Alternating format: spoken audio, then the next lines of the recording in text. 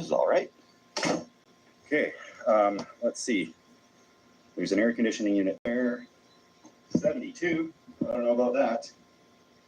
Oh, these aren't buttons. There sometimes is a remote. Yes. Oh, that's more like it. I'm totally glamping this time. There's no way I could do this heat outside without a little more brainstorming, and I'm planning on that. But yurts, yes, the traditional portable Mongolian structures made out of bamboo and whatnot. They're designed to be taken down and put back up. This one is a fancy one. Real floor, AC, ceiling fans, skylight, furniture, bunk beds. They even got a light here as well on there. Woo. So, yeah, this is cute. It's got a bit of a rustical theme to it, like that. Nice ambience there. Chessboard table, nightstand thing. Could be worse. So this looks like it sleeps 6. Got our emergency preparedness stuff in here. Beautiful lake view out the window. But keep that close because it's hot. So this is really minimally equipped. You bring your own linens, your own bed sheets. It costs about the same as a hotel, but you've got the yurt factor, right, which you can't put a price on. And these plastic sheets on the mattresses, just in case of accidents. And not much more to it. Beautiful park, though, to explore. And there's no cooking facilities, so first thing, I gotta actually go grab a few quick food items so I can eat something tonight. I've never been to the US before, and it is hot. We get these days too in Canada sometimes, except they don't last that long. It cools off at night, and it's usually just a week or two.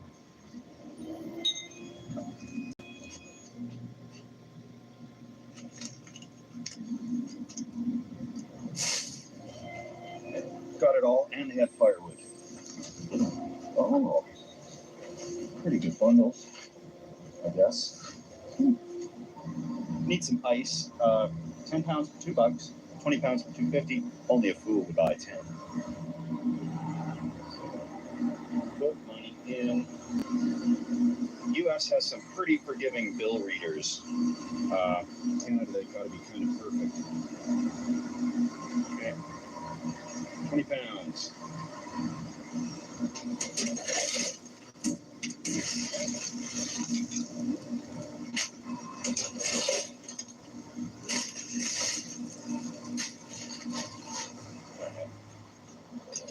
That's a requirement. Almost forgot my change. Yeah.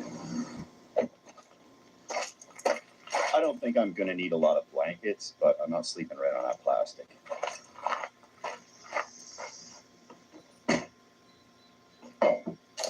Got all my stuff in here, just enjoying the air-conditioned air for now, but I hear rumbles of thunder, and I want to check the park out a little bit before I'm hunkered down and before that thunderstorm rolls in. Hopefully it'll cool things down, but I think it's just going to make things more damp, humid, moist, and uncomfortable.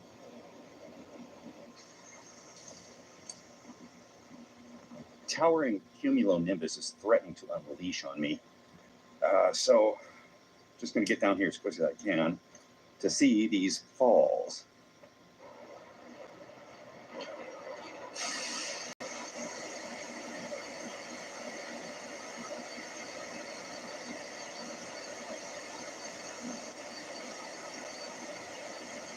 On the other side of that bridge, there's a dam, and this is the overflow from the dam. But you can see, historically, this has been a massive flowing river down here. And there's some guy down there that looks naked, so let's go.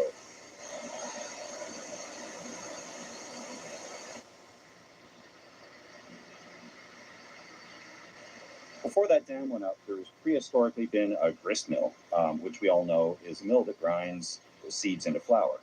And an old bridge went across, that got washed out in the flood. They haven't rebuilt it and likely will not. These are the old wheels that actually ground up the seeds into flour. In fact, I can still see a little bit on there.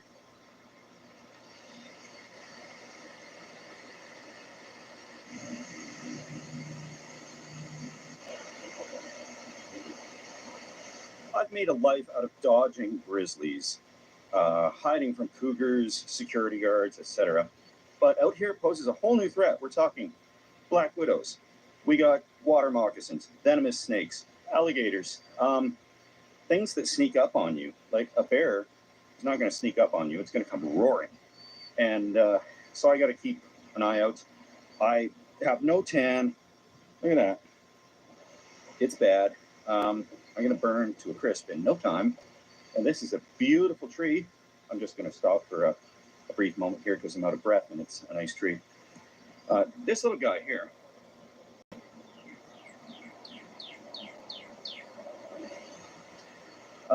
It's a tulip poplar. And I can tell we're getting to warmer, dare I say, tropical climates because of the ridges on the leaves. If you look at this, there's smooth edges to the leaves, no serrations.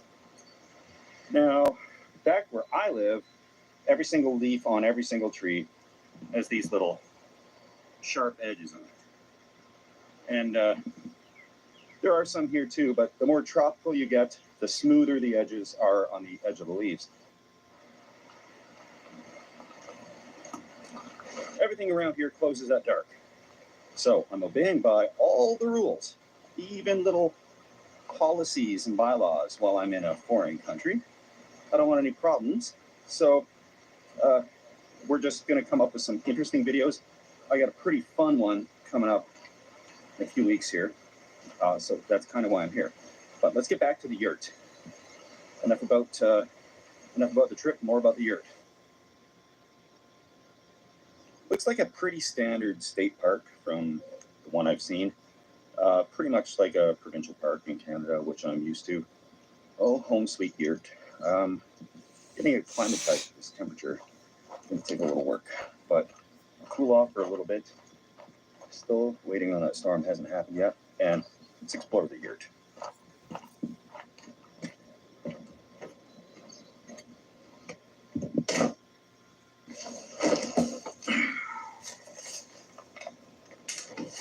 Time for a wildly local gold blonde ale. Seems to be pretty local.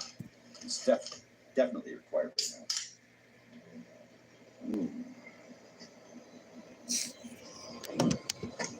Got to do something about sitting on this plastic though. The yurt is a fine construction. This one is manufactured and assembled. It's PVC tarp on the outside. It seems to be insulated. Looks like they're using cedar, wired for electricity. There's a polycarbonate skylight. Looks like some of it's been repaired. It's held down with little anchors, and of course, the 5-foot ceiling fan there, and an ionizing smoke detector. This little guidebook here, with all the rules, regulations, guidelines, and instructions. You can check in at 4 p.m. to these things. You've got to be up by 11. Absolutely no swimming allowed in the lake or river. A little prep table. I am not allowed to cook in here. Swivel stools. And there are windows with screens. They are staying closed, and for good reason. Outside, it is still well into the high 80s or into the 30 degrees Celsius range, and I'm not acclimatized to that, so never hunkered down to stay cold before, but here we are. Sleeping accommodations, there's a bunk bed here made of a fine wood, and mattresses, 2 of them here, relatively average thickness, covered in 600 thread count plastic. Futon mattress folds out, forming a nice sofa, Chesterfield, right there. I think it's pretty good. Top bunk, you just crawl up. These things, it's a little wiggly. But okay. That could be a hazard. Yeah, no bare feet. 3-point contact. 3-point contact to get up there. I'm not going up. It features a shaving mirror and a beautiful view.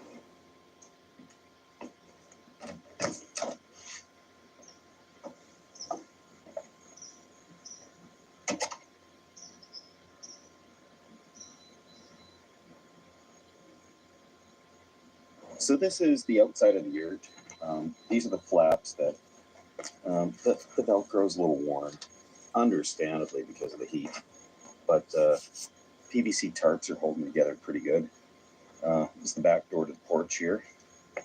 Porch with these seating arrangements. Other yurts, there's I think 6 or 7 of them here. Somebody's going into their yurt, so I'm just gonna hide here. Okay, there he goes. Good. I'm not stealthing, I just don't want to be filming random people that don't want to be filmed. So they built this great deck out here. The whole thing is like held up with these piles underneath.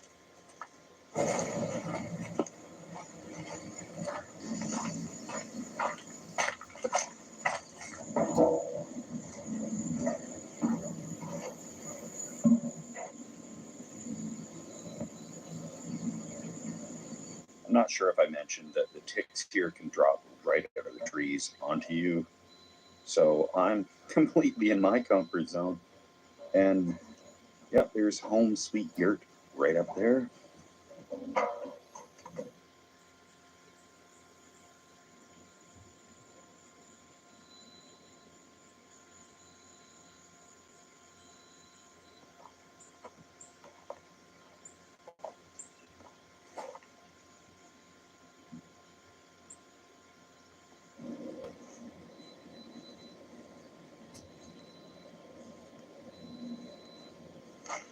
It's hotter than sin out here.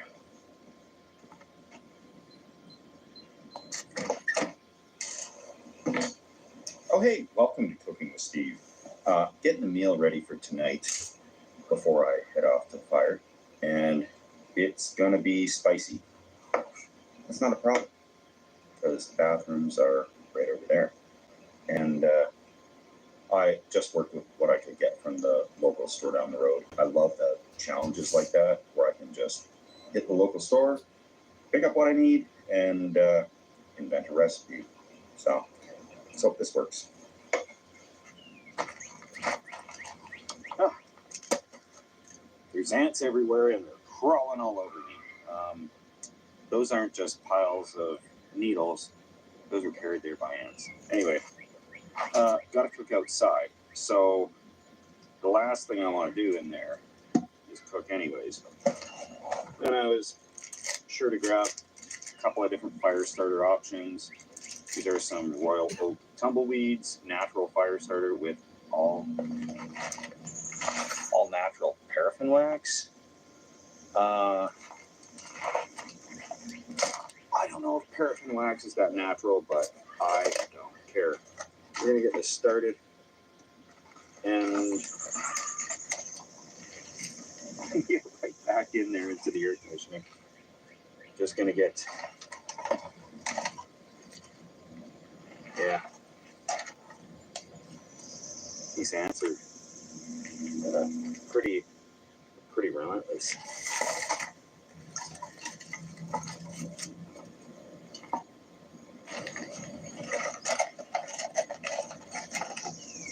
How well do they burn?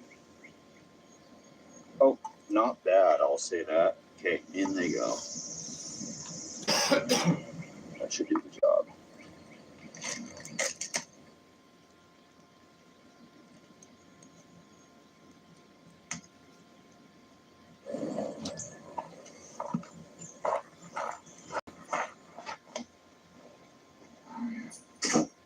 Welcome to Cooking in the Rural Yurt. We've got diced bell peppers, diced white onion, diced orange peppers. We got rotel. We've got corn with a bunch of other stuff in it.